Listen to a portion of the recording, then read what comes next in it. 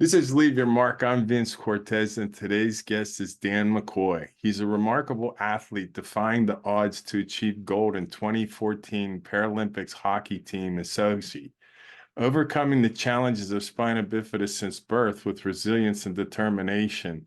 McCoy's humble beginnings serves as an inspiration and a testament to power and perseverance and the passion in the face of adversity. Dan, the man, thank you for being my guest here today on Leave Your Mark. Well, thank you for having me. I'm honored and looking forward to the conversation.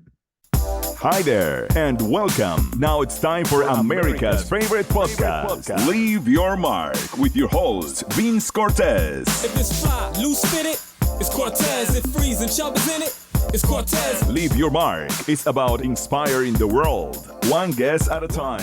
Pass the word from Brooklyn to Pittsburgh, from urban to suburb, it's Cortese, you heard? And here is our host, Vince Cortese.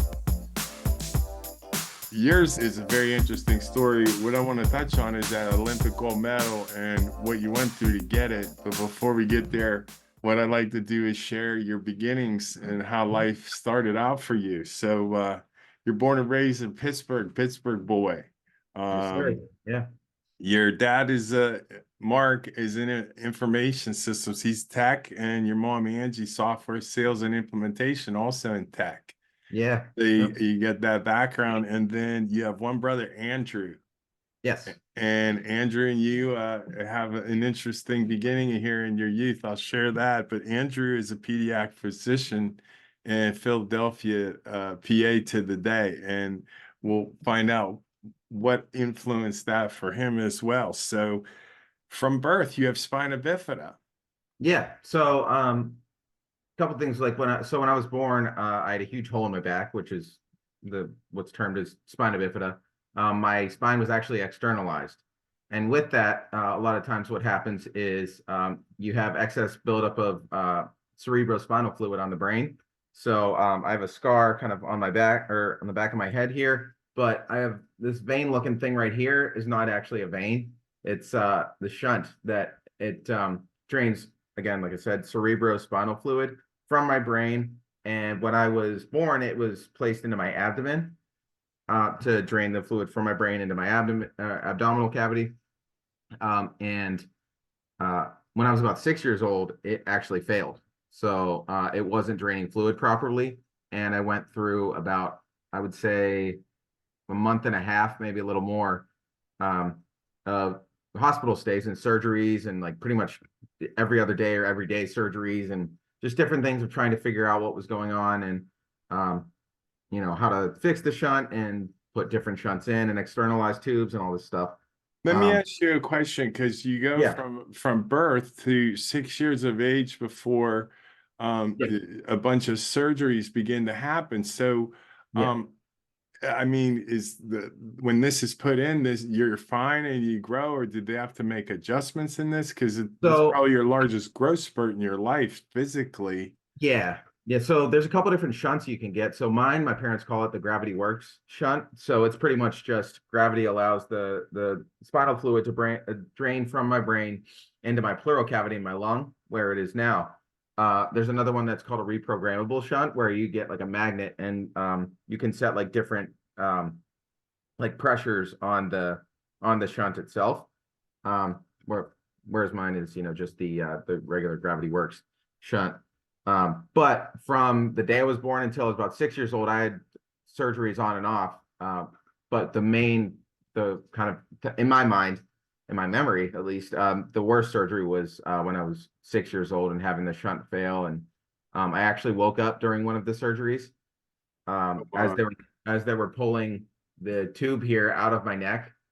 I woke up because I guess they didn't put enough anesthesia in my IV. But there was a lot of like orthotics, so I wear leg braces as well. So not really any surgeries for those, but a lot of orthotics and walker visits and things. And I had a lot of physical therapists teaching me how to walk.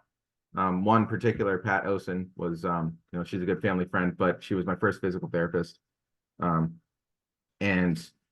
a lot of stuff between the day I was born and until I was 6 years old. But mostly the big surgeries, I guess, were the day I was born, the couple weeks, after I was born, as well as when I was 6 years old, were the main big surgeries. So now, as a 6-year-old, what's going through your mind when you're going through this pain and suffering? And life is just really a puzzle. You're too young to really have acquired too much experience. So Yeah. I didn't really know what was going on, honestly. I just knew I didn't like it, and not a big fan of hospitals, honestly. were you in a lot of pain? Yeah, I remember being in a lot of pain, a lot of headaches, constant headaches. It was pretty much like the worst migraine you could ever think of. Oh my. Just constantly until they figured out how to, properly place the shunt and what kind of shunt I needed and all that kind of stuff. But the doctors that I had, I've had some pretty good doctors. There were a couple that, haven't been so great, but the nursing staff that I had and the physical therapists and, the support system I had, outside of the surgeries and everything was awesome. So, I really credit a lot of that to, my family and, my faith, honestly. My mom and my dad raised us to, my brother and I, to be faithful Catholics. So my mom would always be praying the rosary as I was going through surgeries and things like that. So, a lot of perseverance on the part of my family. But as a 6-year-old kid, I didn't really know what perseverance or what suffering through pain was. I just knew I was in pain, didn't like being in the hospital, and I just wanted to be out and, hanging out with friends or playing hockey, whatever. So now you have what's interesting is your parents did not make your house handicap accessible. Right. So because you comment on this and you reference it as a good thing, share with me how that came to be, that was a choice they made. Yeah. So when they found out they were pregnant with me, doctors were telling my parents all the negatives that could happen with spina bifida.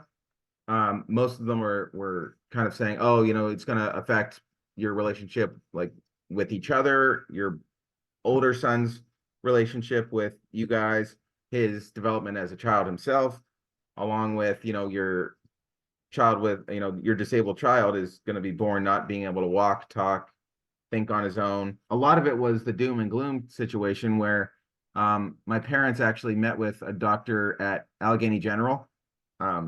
His name was Dr. Rigel, and he was the kind of the lead pediatric surgeon for spina bifida at the time, and he actually started the Southwestern Pennsylvania Spina Bifida Association.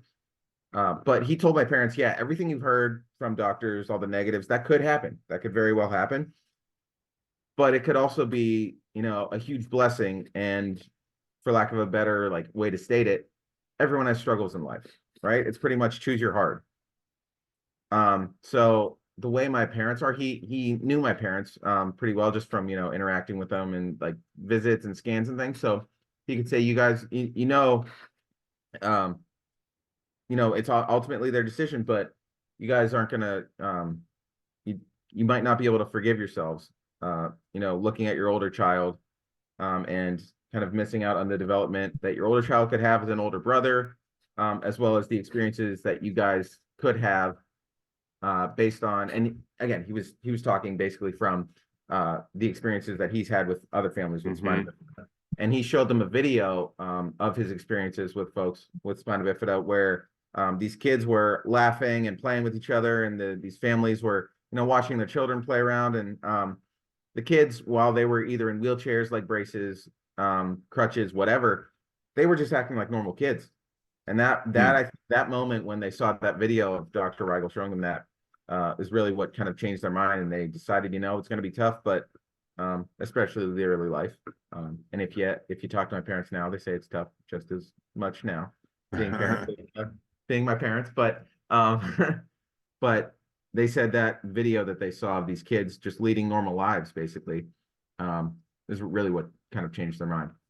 Now, that being then, knowing that you were going to have this condition, yeah, and they didn't help you out in the house with your wheelchair arrangement, and yeah. So I think that initial talk with Dr. Rigel kind of, and just the way my mom was raised specifically, and my dad, both of them never really had anything handed to them. And that's a whole separate podcast to talk about my parents' upbringing and what caused them to raise us the way that my brother and I, the way they did. But I see it as a blessing every day. They treated me like a normal kid without any disability whatsoever. And, I thank God every day I have the type of disability that I have, that I could get away with that.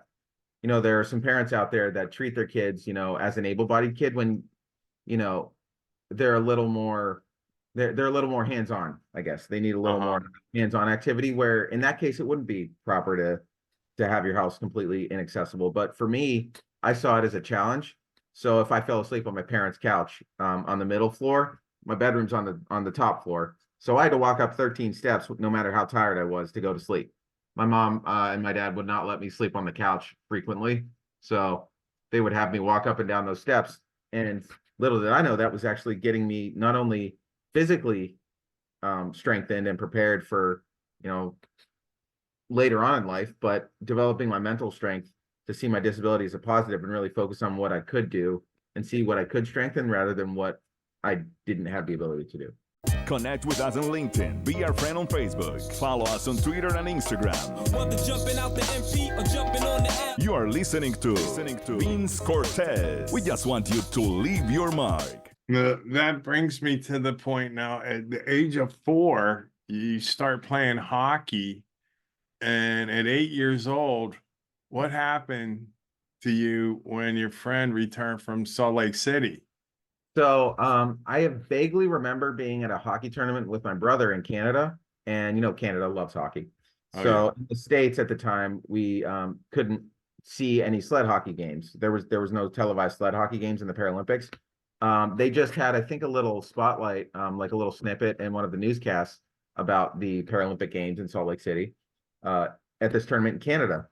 And I thought that was pretty cool. And I had realized one of my friends, pretty much my mentor in the sport, Josh Wirt, he was on that team. He was 17 years old at the time, and he won the gold medal with the Paralympic team out in Salt Lake City. So flash forward, maybe a couple months later, we were at a tournament in Windsor, Ontario, and he was there playing with an older team, and I was there playing with the team that I was on. I think we were on like the junior team, I believe. And there's different levels of sled hockey, but I was at the junior level. He was at pretty much the professional level. And I saw him out in the lobby with his Paralympic gear on and the gold medal wrapped around his neck. And obviously, he had been not really training me at the time. That came later on in life, but he had known that I had looked up to him. So he let me see the gold medal, and I have a picture with him at the time as an 8-year-old kid. And I remember thinking to myself and telling my parents, this is what I want to do. And as an 8-year-old kid, I guess as parents, like your 8-year-old child comes up to you and says, "Hey, I want to do this," and you're like, "Oh, cool, that's nice." And the next 5 minutes later, they want to do something else, right? Little did they know that, and they supported me through the whole thing, but I kept the passion and the drive to achieve this goal from the age of 8 years old till 20 years old when I achieved it. So from 2002 to 2014, 12 years. My parents were, again, the backbone of my success in the sport and achieving the goal. My mom would later on become the first executive director of the Mighty Penguin sled hockey team here in Pittsburgh. Wow. She developed relationships with every rink in the area when she was the executive director, and she helped me learn how to kind of speak for myself and show people that just because I have a disability doesn't mean I can't do anything. And she developed a good relationship with some rinks in the area, so I got some extra ice time. Not only the ice time that she was able to get for our local sled hockey team, but during training, like the heart of training, when I made the national team before it was the Paralympic team, she was able to lean back on those relationships she had built and allow me to get some extra ice time when I needed to start training before a tournament or anything like that. So Now, my dad. Oh, Go ahead. what's up? Oh, I was just going to say that, plus my dad taking work off every once in a while and becoming an assistant coach for the sled hockey team as he is today. He neither of them grew up in a sports background. So he was a Penguins fan in the 90s when they were winning the cups and everything. So he was familiar with hockey. So he would spend some evenings, no matter how late it was, or right after work, he would actually come to the rink with me, and we would just practice some one-on-one skills and things like that. So, yeah, very blessed to have the support system.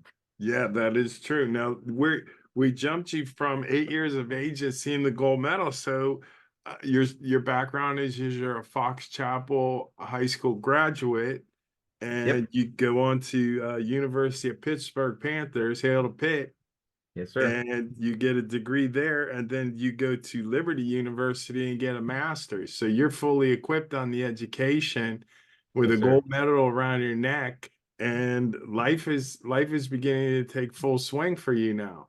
Yeah, it's picked up more than I ever thought it would, actually. Like I've had dreams of, you know, obviously since I was a kid, everything that I've been able to experience and been blessed to accomplish.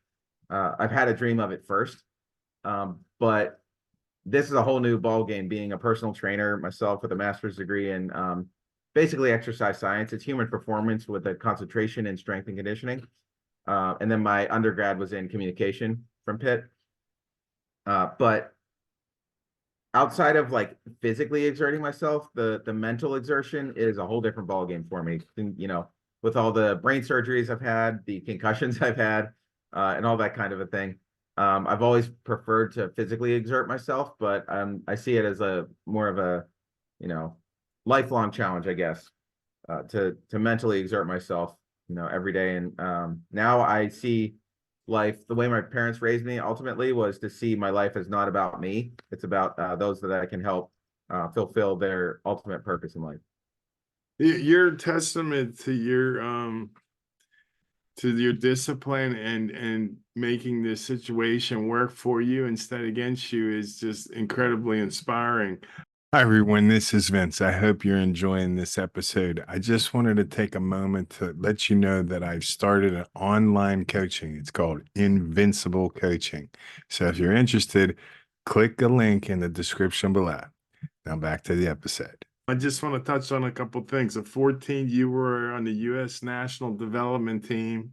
So this 8-year-old was shot out of a cannon Yeah. to 6 years later. And then after 14, at 16, you're selected for the U.S. men's national team. And then another 4 years after that, you win the gold medal. So like what you told your mom at 8 years old, you were dead serious about. Oh, absolutely. So, Yeah.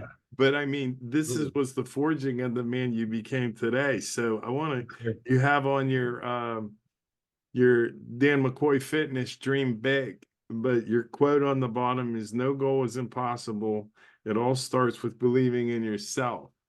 Yep. And that's kind of what I want to touch on now is as life moves forward for you, and you've had an incredibly successful life at this point, what are some of the biggest challenges you face now? A lot of it, honestly. So growing up, I was so into hockey and the physical aspect of everything. I never really, I just kind of built my, I guess, mental strength through the physical training, pretty much. Now I'm not training nearly as hard. I'm still, you know, obviously a personal trainer. So I have to keep, you know, a pretty high level of fitness, but it's not at a Paralympic level of fitness, so to speak. So I never really, and I'm 30 years old now, so I never really thought about as a young kid. I always pretty much shied away from the mental side of things. Anytime I got too mental with it or got too introspective with things, even like thinking of, you know, what's the meaning of certain things or like why are certain things happening, I always shied away from that kind of stuff. I would just stop myself from thinking about that kind of stuff. And God has an interesting way of forging us into the person that we're supposed to become. So nowadays I'm all about mental strength and the mindset of why we do what we do and how we do things. And I'll be honest, it's a little frustrating as someone who loves physical exertion. It's a little frustrating how important the mental strength aspect of things is. Oh Because yeah. that's something I'm not as familiar with, and that's something I'm still developing today. So Well, um, what you learned in your youth was just a lifetime, you know, condensed down into a 6-year-old experience. I mean, you've have stuff that you've experienced in your life that some people may never experience yeah. based on what your physical situation was. Mhm. Um, how do you continue to learn in order to stay on top of these things that you're currently doing? So right now, I mean, it sounds kind of interesting to say it like this, but I don't really have any, like, I guess, free time, I guess. Pretty much the free time that I have, I choose to use it as I'm either reading self-development books, exercise physiology books, podcasts on self-development, exercise physiology, and my Catholic faith. I lean heavily on that quite a bit. So pretty much everything I've done within the last, I guess, what is it now, 7 years being a personal trainer and realizing, okay, health and fitness is, the ultimate unlock for leading a successful and joyful life, and getting what you want out of life, really.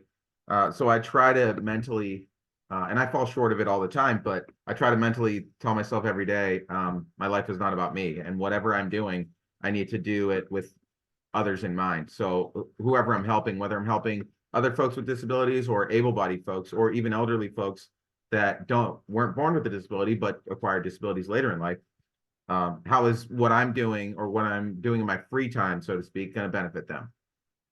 So No, you mentioned that your mom had gotten ice time and your dad came and helped coach. Have you developed anything beyond that with the local rinks as far as challenge people getting to come in and play sled hockey in the area or and probably more in the region, because it's not especially popular, but yeah, you and your accomplishments, you're a beacon for it. And are you doing anything else moving forward with that? So yeah, I'm currently still playing with our Mighty Penguins senior team. So we have, I believe, 5 or 6 teams currently. So we have a senior team, 2 adult teams, 2 junior teams, and a novice team. So that'd be yeah, 16 Now, currently. do you So have a full schedule like the other teams that play? Is it all local or they come from other areas to come in and it participate? kind of depends on the team within the organization that we have. Some teams in our organization are in a league. So some are in what's called the Mid-American Great Lakes League. Some are in the Northeast Sled Hockey League.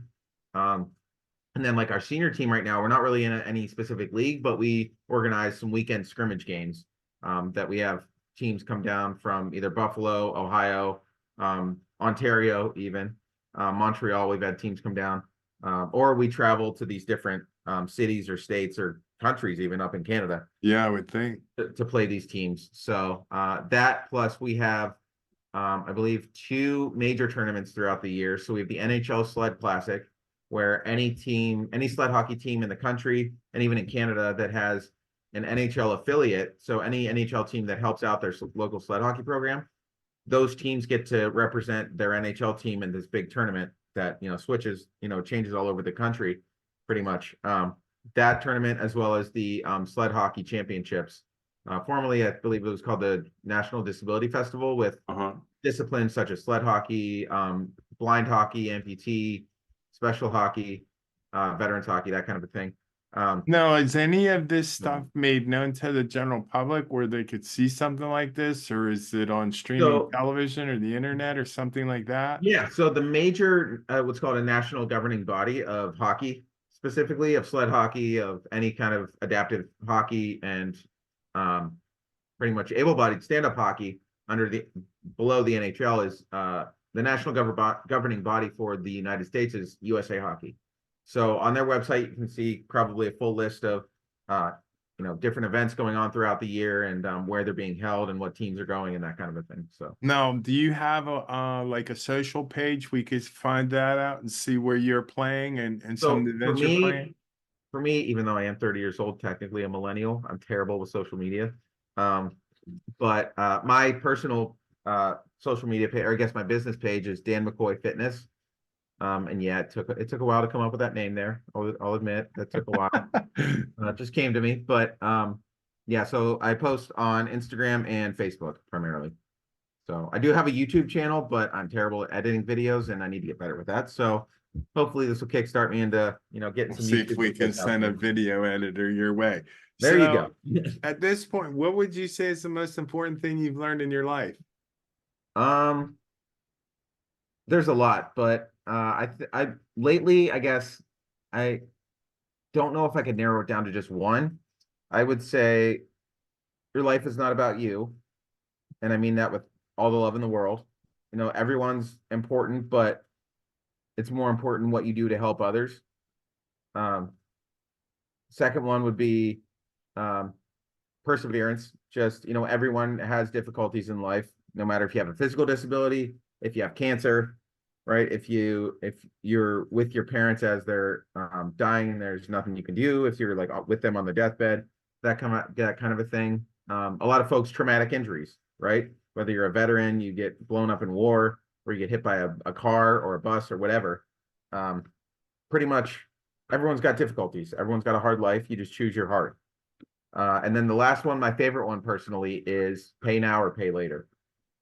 So you choose, for me, I try to do difficult things now in order to make things later in life, the compounding effects later in life, easier. So What's the best compliment you ever received? Honestly, it just, when other folks with disabilities, it's not even like a verbal compliment, but when I see other folks with disabilities, especially kids with spina bifida, since that's my disability, when they see me and they see everything I'm trying to accomplish and everything I'm doing and how I'm kind of interacting with my disability, and that you can see in their eyes that it causes a mental mind shift to treat their disability as a positive rather than a negative, and really push themselves to see what they can accomplish themselves. So that's pretty much the biggest compliment I could get. But I guess professionally, I just recently I've had a couple new clients that I've started coaching, and as I got them signed up with their current training packages with the gyms that I work at, as I'm walking away, it happened 2 separate times.